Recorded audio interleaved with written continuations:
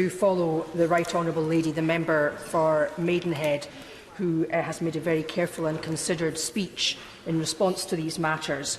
It's good to know, Madam Deputy Speaker, that the days of establishment cover-ups in the immediate aftermath of tragedy, such as we saw at Hillsborough and Bloody Sunday, are over. And whilst I find much to disagree with the Right Honourable Lady, I know that she has been pivotal in making sure there was an inquiry in this case, and her actions were also pivotal in Hillsborough, and that's something about which we can agree.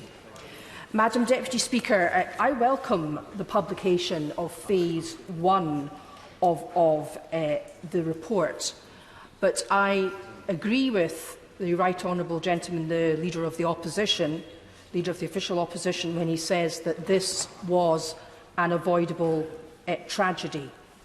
And I'll come back to that in a moment.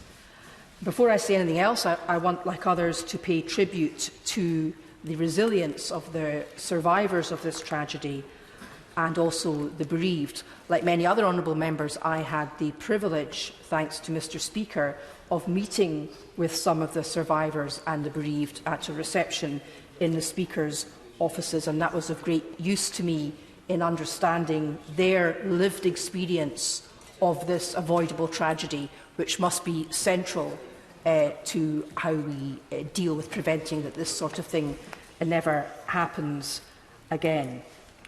As well as paying tribute to the fortitude and dignity of the families of the bereaved and the survivors, I also want, like others, to pay tribute to the bravery of individual firefighters, which for most of us is really unfathomable that they had the courage to run back and forth and in and out of that inferno.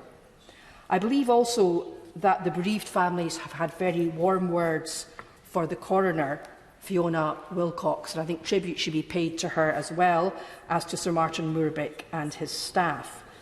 And of course, a tribute should be paid, as others have said, to the Honourable Lady, the member for Kensington, who had to deal with this terrible tragedy on her patch very shortly after she had been elected a Member of Parliament, but because she knew the area so well, has been able to do so, again with great fortitude and resilience. Madam Deputy Speaker, it's very important to remember this is only Phase 1 of the inquiry, and many have argued that perhaps this inquiry was the wrong way round and that Phase 1 should have looked at the cause of the fire and Phase 2 at the response. There's some force in that, but we are where we are.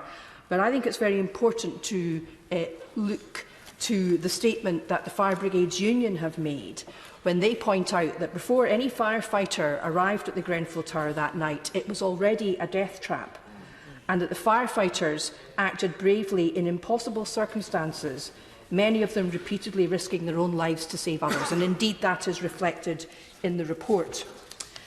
But the Fire Brigade Union go on to say that the true culprits of the fire are those who wrapped the building in flammable cladding, and it's good that the inquiry has recognised that, and I'm sure Phase 2 will spend a lot more time looking at that. But also what contributed to this avoidable tragedy, Madam Deputy Speaker, was those who gutted the fire safety regime of the United Kingdom, who ignored the warnings from previous fires and who didn't hear the pleas of a community who were worried for their safety. And I can't help thinking, Madam Deputy Speaker, that the story of the avoidable tragedy of Grenfell is a modern tale of two cities. Do we really think this carnage would have been allowed to happen if the residents of the tower were white, wealthy, middle and upper-class residents such as we find elsewhere in Kensington? And do we really think the survivors and the bereaved would have waited so long for state support and rehousing if they had been white, wealthy and middle class? Of course not. And this divided city and our divided society has developed under the watch of the party opposite. As others have pointed out, the Prime Minister was Mayor of this great city of London at the time when cuts were made to the fire brigade. And there are issues of, I will in a moment, there are issues of political responsibility which are properly the providence of this House, and I give way. I'm very grateful to the Right Honourable Lady for giving way. There's 2 points I made. There have been some, I'm not saying her, outside, who said that the fire brigade differentiated their response because of the ethnicity of the people in the building, and that's complete and utter nonsense. I'm sure she would agree with that. But on her second point about the social class of the people in the building, a number of colleagues have referred to the privately owned freehold buildings across the country who are not getting recladded. They're all private blocks. They're all owned by leaseholders. The social blocks have all been done, perhaps a little slower, but they've all been done. These people are mostly white middle class, and they're in desperate need of their cladding being taken down and replaced.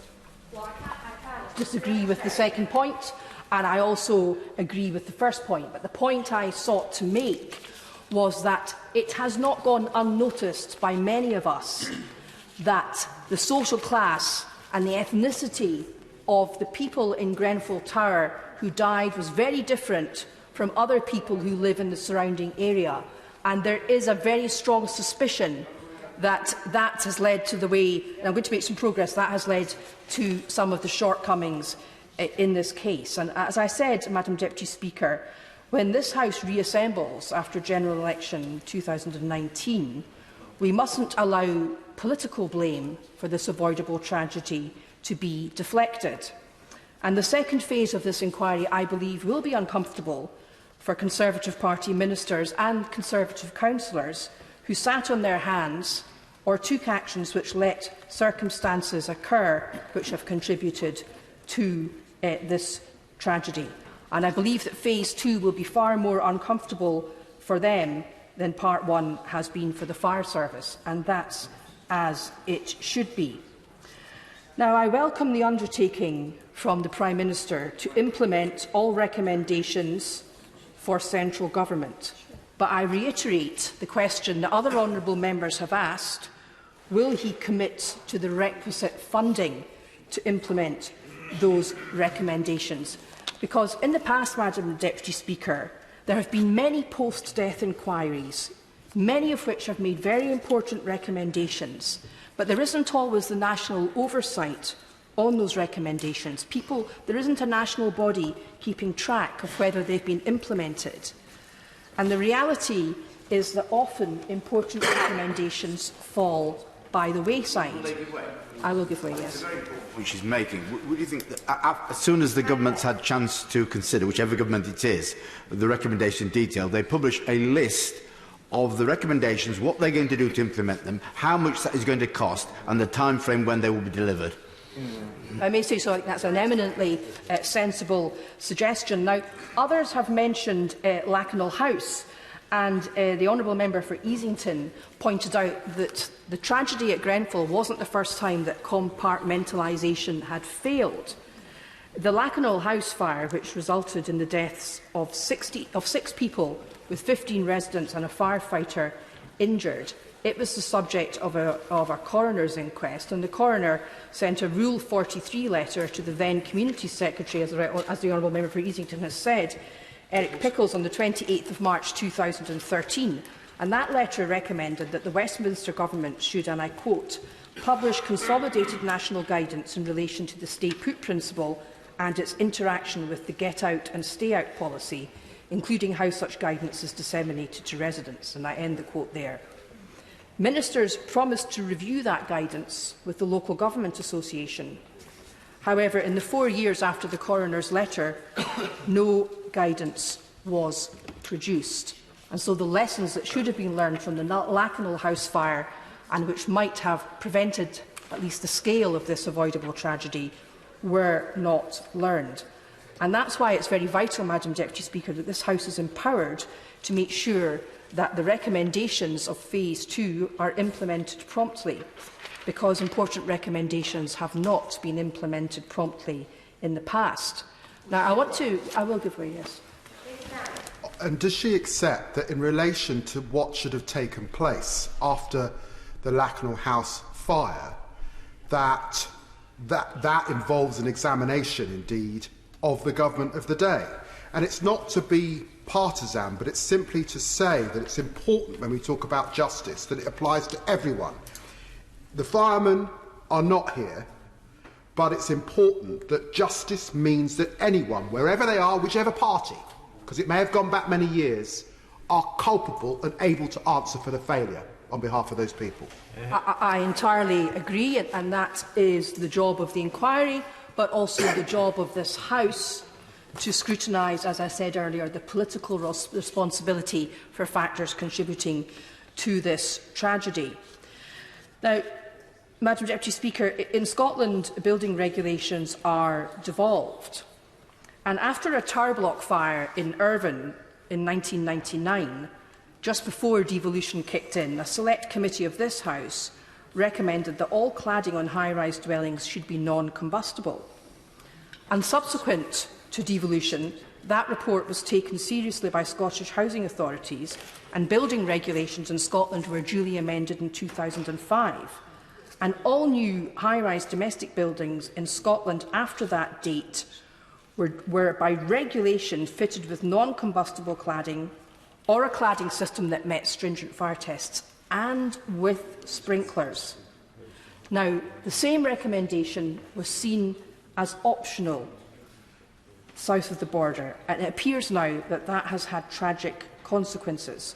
So it really is vital that this House finds a way to make sure that the inquiry's recommendations are properly implemented.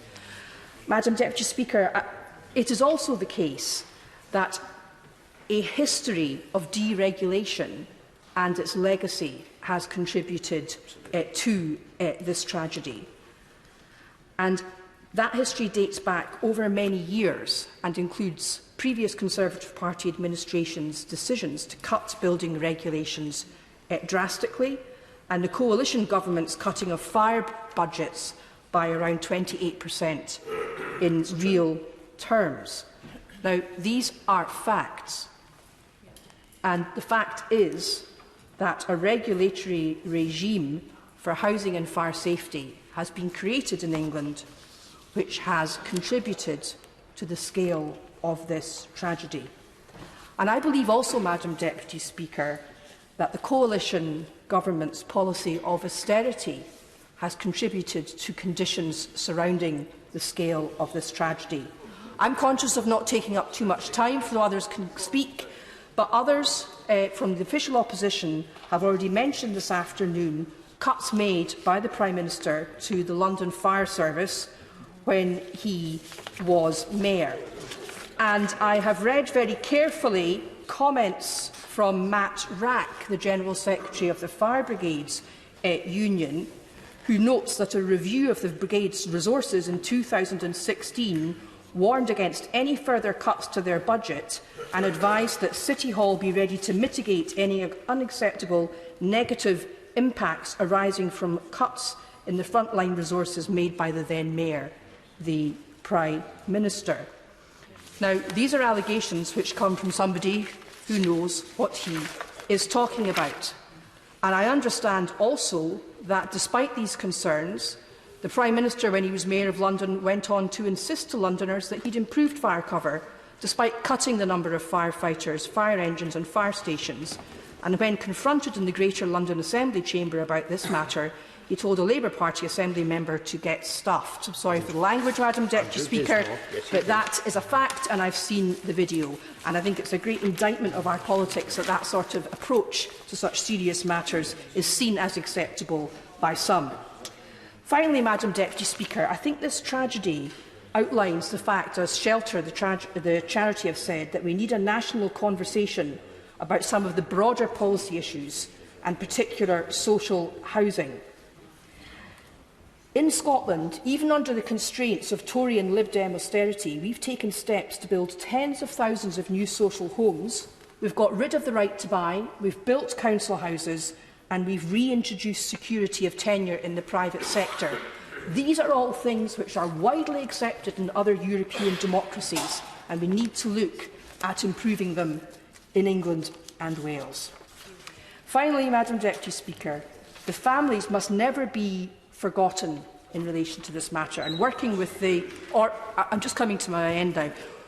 organisation Inquest, the families have produced a blueprint for the handling of future disasters, and they've called in particular for a coordinated response from central and local government and emergency services. and recommending a central point be set up for families to contact about missing relatives and for help and information. And I think these are the views of the families whose lived experience must be central to how we consider this avoidable tragedy, must be put at the heart of any work the next Parliament takes forward to put right the terrible wrong which occurred on that night. Hear, hear, hear, hear. Bill Grant.